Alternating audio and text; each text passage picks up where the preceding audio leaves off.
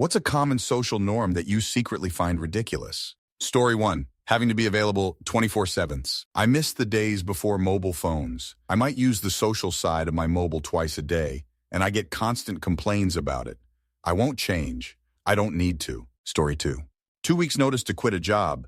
They can let you go without even a second's warning, but if you leave without giving a 2-week notice, you're the bad guy and filed under not rehirable. The entire idea behind the 2-week notice is so they could train your replacement, but these days they often don't really have anyone lined up for that.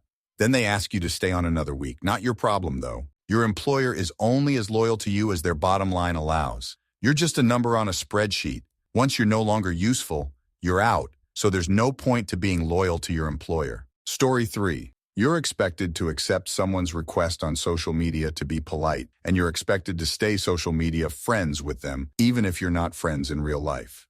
I always get crap about not wanting acquaintances and colleagues on social media, like I've hurt their feelings. Sometimes it's nothing personal. Story 4. Being in a relationship. Don't get me wrong, it's great to have a partner, but the amount of comments and single shaming and false pity is so annoying. I don't need sympathy. I don't need your unrequested help/coupling and finding a partner. I don't need unwarranted suggestions of what I need to change. I am neither desperate, so please, Mr. X, stop hitting on me. A no is a no. And nor do I need other women to think I am posing a threat to their relationship. So, Miss Y, I don't want your man. Stop hating on me. Story 5. Humoring rude or pushy people. If a stranger asks me weird questions or tries persistently to make small talk, I'm forced to make at least a couple of polite, inconspicuous attempts to extricate myself without calling them out, just to save their face. Dude, I nodded, smiled blandly, and turned away twice. I put earphones in. Why are you still trying to make eye contact and force me to take them out again by talking at me? Elderly people are very good at this, sometimes better than pushy men. I want permission to directly tell someone I don't want to talk straight away without being labeled rude and bitchy. Story 6. I secretly find ridiculous is the expectation to always respond with "I'm fine" or "I'm good" when someone asks how you're doing, even when you're clearly not. It's as if we're all part of an unspoken agreement to avoid genuine emotional exchanges and casual interactions, reducing a potentially meaningful conversation to mere pleasantries. It feels like a missed opportunity to connect on a deeper level, yet it's so ingrained that we all just go along with it. Story 7. Eating a food that you've previously expressed a dislike for to be courteous. Like if I say I like shepherd's pie, someone makes it for me and it tastes bad. I'm going to fake it to be polite. But if I tell people I dislike peanut butter and they make a peanut butter and jelly sandwich for me, I'm not eating it. I won't be rude about it. I'll politely remind them and thank them for the effort. But yeah, no. Story 8. Not wearing a hat in the house or any of the other super subjective things that older people view as being polite. Someone else said elbows on the table. Same thing. Useless gestures that have zero meaning other than what people say they do. I get being respectful of culture, and I would conform to any norms in a house or society of which I am a guest. But in my house, I want people laughing and comfortable. I want my loved ones to be at home with me and in my space. Story 9. The entire makeup industry, to be honest, is ridiculous and not needed one bit. Edit. My issue is not using it as a hobby, as long as it is just that. My problem is brainwashing a decent percentage of our population into making them religiously believe they are totally essential, and they simply can't function in their day without X amount of creams, lotions, or powders that either do nothing, do harm, or do significantly less than is advertised, or otherwise changing the way they look. 100% useless emo. Story 10. Not taking people at face value. If only everyone would just take responsibility for their words and actions and expect the same from others. Let's stop trying to find secret meaning, especially to people who are pretty straightforward. So much drama would be avoided. Story 11. I may be a bad for thinking this, but wearing a bra in my own house when people are over. Yesterday, my stepmom had some of her family over for dinner, and it was hot out, and I spent most of the time in my room anyway, so I didn't have one on. At one point, she pulled me aside and said I should probably wear one when guests are over. It kind of irked me since it was barely noticeable, and in my opinion, I should be able to dress how I want in my own house, especially since they weren't even my guests. It's also worth noting that her son had his shirt off for most of the evening, and she didn't give him any shit for it. Story 12. Bridezillas and special requests for weddings. No one should be expected to give you thousands of dollars, Susan, just because you're getting married. Expensive vehicles. I'll stick with my paid-off Toyota. I hate car payments. Everything being fake fingernails, fake eyebrows, fake lashes, fake boobs, etc. I'm all for self-care, but all the fake, why? Story 13. Social norm that allows politicians, I won't give examples, can stay in position while obviously having betrayed the system of the country, being narcissistic dicks and little psychopaths. All social norms mean nothing to me based on things like that. It's ridiculous to me. Story 14. Asking how you're doing with no expectation of an answer, or the forced expectation to say good regardless. Why? Literally greet me good afternoon or something, Jesus fucking Christ. Food service or any public service, really, depending on who's in charge. Forcing their poor employees to act like they popped a molly when interacting with customers. Stop smiling and waiting on me so much it's creeping me out, and I can see the pain in your eyes. You're just at work and we're strangers. Basic politeness is enough, I swear. Story 15. Small talk. I do it, but it's something I avoid when possible. Being defined by your job. I worked hard to get to where I am in my profession, but it's a little ridiculous that so many in my field take their work so seriously. We are not saving any lives, Susan. The students we teach will go on to be just as shitty and powerless as we are. Even the idea of working 40, 60 hours a week just to make it. We should not have to work until we are almost dead for low wages, crappy benefits, and under incredible amounts of stress, just so some corporate fat cat can buy another yacht. Story 16. Shoes. Most of them aren't foot-shaped. Smart shoes are all uncomfortable. High heels are torture devices that make you unable to run, which is an important human ability. They basically make you a bit disabled. Even trainers are too narrow around the toes. Barefoot shoes with wide toe boxes are seen as goofy and not smart enough for work. Our shitty social norms around footwear cause foot problems like bunions and generally make life worse. Story 17. If I meet you on the street and ask how you are, I don't want to hear fine if you've got a splitting headache. I don't want to hear about your migraines for the next half hour either, but I think I can manage a genuine offer of sympathy if you tell me you're not doing well. Story 18. I don't know if this counts, but the fact that certain body language is often seen in a negative light, like crossing your arms or putting your hands on your hips, is a sign of annoyance/irritation/impatience. And yawning is a sign of boredom. Like, no, it's just comfortable to put my arms there. I'm just tired. I'm not signaling displeasure. I'm just existing. Story 19. Not silent about it. Women changing their last names in hetero marriages. I'm all for women doing whatever they want, but I honestly do not understand why someone would go through the hassle and price of changing their last name just because they're married. What about the kids? Chances are you're going to divorce and remarry and keep your ex-husband's name just to be the same as the kids. Do you really want that? Story 20. That a man should make the first move for dating. Only a minority plays out of this rule book, and this being a very big disadvantage if you are an introvert, shy, and moreover working full-time, or having a tough bachelor education for going clubbing every day, etc. If you are a man, no matter how stylish and good you look, as long as you are not a pep talker, you are doomed to stay lonely forever.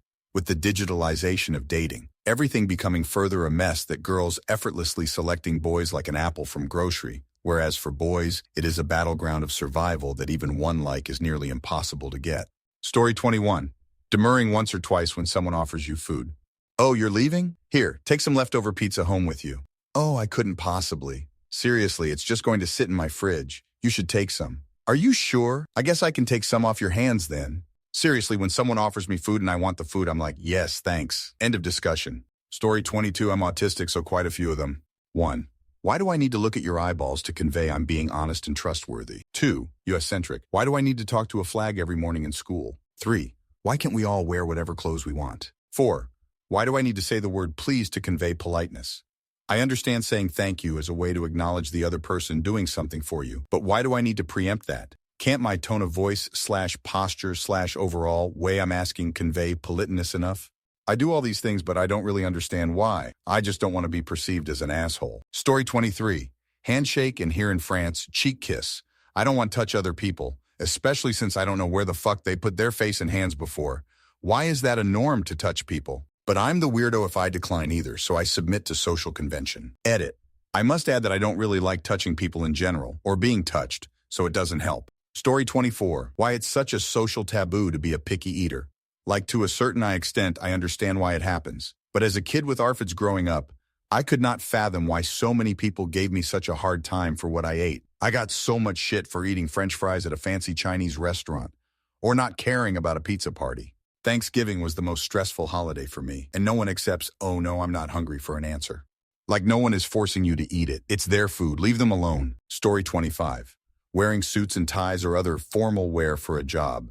You are perfectly capable of doing the same work in any other items of clothing, but you're not allowed because it doesn't look professional. Obviously, there are certain jobs when you do have to wear certain clothing for PPE reasons, or can't wear other clothing for similar reasons, but there's no job that can physically only be done in formal, smart clothes. Story 26. The fact I have to waste time, energy, water, and gasoline maintaining a lawn for no reason other than to meet some arbitrary societal expectation. I recently decided to stop mowing just to see what would grow there naturally, and I got threatened with a fine from the local city commission within a week. Fun fact, grass actually consumes more water globally than any other single crop humans grow. Story 27. Fashionably late. What time to show up to social gatherings? I've had times where I show up at the posted time, and nobody else gets there for an hour, and it's insanely awkward. I've also had times where I show up 10 minutes late, and everyone else is already there. I just don't get it. Why can't we just say what time we want people there, and that's when everyone shows up? Story 28. I think work happy hours are pretty wild when you think about it. At least in my work, you are kind of expected to go. It's part of being a team player and being part of work culture. So you are expected to consume alcohol pretty early in the day. Most of the time, people drive home afterwards. I am a parent to young children, so this is like directly impacting my time with my kids. And then it's usually on a work day when you have work the next day. It's insane. Story 29. Credit scores. They are stupid. After having a great credit score for 15 years, I realized once I got rid of the debt, which got rid of the score, I didn't need it. I rented apps, bought cars, traveled, rented hotels and cars, bought real estate, changed home and auto insurance, changed jobs, and all without a score. It was the same process as when my score was 800. Scores are just ridiculous. Story 30. Some people have mentioned tipping, but I want to say that I specifically dislike when I buy something at the counter that will be handed to me in a couple of minutes. I swipe, and they turn the screen around to get your tip. 20% for handing me a bag with pre-made food in it? No. I don't think the person behind the counter should receive the same kind of tip a wait person does, as they run around the restaurant, check on you, and refill your drinks. Don't get me wrong. There are times this might be okay, a barista for instance, but in general, I think it is ridiculous. Story 31. The institution of marriage. An extremely high percentage of relationships end in divorce. I don't know the exact number, but close to 50%. And yet when getting married, we all go through the farce that this won't happen to us. Not to mention that divorce is financially devastating often for both parties involved, is extremely upsetting to children, and gets so much public scrutiny and often shame. I am all for committed long-term relationships, co-parenting, and sharing resources. However, if the systems could adjust to actual reality that 1 and 2 will break up, it could just make things more fluid, less shame-based, and less ruinous when it happens. Story 32. Making truly awful people famous. Canceling anyone. If you don't like what a person says, stands for, believes in, or votes for, etc., remember you don't have to listen to, read about, watch them at all. You don't like them, don't like them. If you don't like their relevance, don't keep them relevant in your own life. That's it. You don't have to like them. They don't like you because they don't know you. So why do you not like them? You like a person and still hate them, or you can just make them not relevant in your life to you. Story 33. Thank you cards. Older generations are obsessed with telling you to make sure you send so-and-so a thank you card. And they often will try to guilt you and imply you are ungrateful or rude if you don't send the thank you card. They legitimately will act embarrassed if their children or grandchildren don't send thank you notes to them or their friends, extended family. If it's done out of an obligation rather than because someone genuinely felt like writing to thank you, how much is that really worth? Do you really want my generic thank you that I sent to the 50 people who attended my wedding? Does it feel genuine and meaningful to you to basically get a form letter thanking someone for the specific gift they got them? Every time I get a thank you card, I read it and go, oh cool, that's nice. And then write in the trash that goes, what is the damn point? Don't we have enough waste? Waste of time to go buy the card, waste of time to write a short and usually insufficient message down when I could call / text / email, or ideally thank someone much better in person. Waste of time mailing it, paying postage, and a literal waste when it is inevitably thrown away. Such a silly social norm that I hope goes away when older generations pass on. Story 34. Asking, how are you just to be polite? I think it's a stupid question because it's expected we answer, great, and you, which makes the question loose. I want people to actually mean it. They want, ask me, not just expect a great, and make me question them back for a, yeah, me too. I also don't like small talk, so that might be why I think it's a dumb question. Leads to nothing, just lies. Also, when I was mentally ill, it's even worse because you have to pretend every time things are great when you really just want to smash a chair in the wall. Story 35. Walking around outside where you could, knowingly or not, step in all manner of things: dirt, mud, stagnant water, insects and bugs, bird and animal shit, food waste, miscellaneous trash, oil, pesticides, herbicides, and all manner of other things. Then going into your home without taking your shoes off. I'm not anywhere close to being a clean freak or a germaphobe or anything like that. I just think that's nuts. Story 36. Thank you notes when you've already thanked someone in person.